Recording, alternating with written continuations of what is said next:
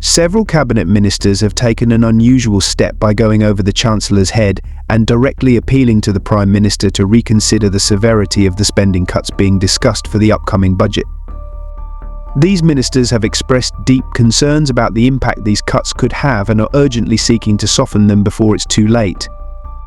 We understand that the letters from these ministers have also been sent to Keir Starmer, adding another layer of urgency and pressure.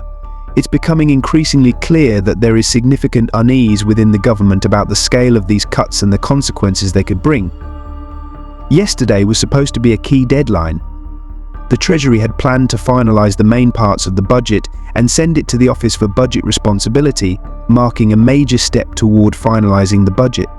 However, sources reveal that more than one government department failed to reach an agreement with the Treasury overnight. The exact details of which departments are involved remain unclear, but the inability to conclude these discussions has thrown the process into chaos. At the heart of the issue is what some are calling a massive black hole in the budget. This has led to discussions about significant spending cuts that need to be implemented to balance the books for this year and next year.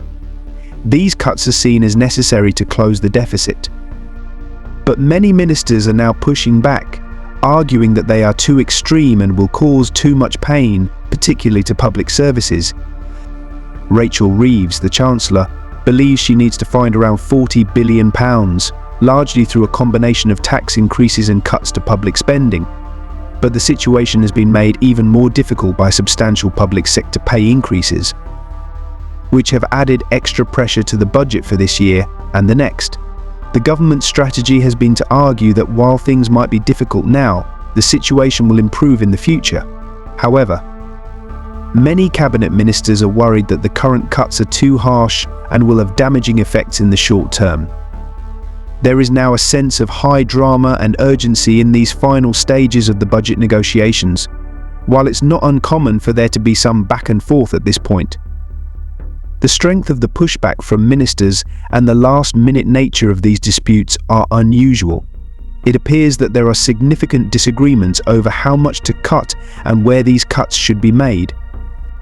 Additionally, it's important to note that Angela Rayner and Lou Ha, both senior figures in the government, are reportedly among those who have gone over the Chancellor's head and directly appealed to the Prime Minister. Angela Rayner, in particular, seems to be unhappy with parts of the spending plan, particularly in areas like housing, which is a key priority in the upcoming budget. While there is likely to be a generous settlement for housing, the concerns may lie in other areas such as local government funding, which is also under her department's oversight. As these tensions continue to unfold, all eyes are on the government to see whether they can find common ground and finalise the budget in time. The next few days are crucial, and the decisions made now will have far-reaching implications for both public services and the government itself.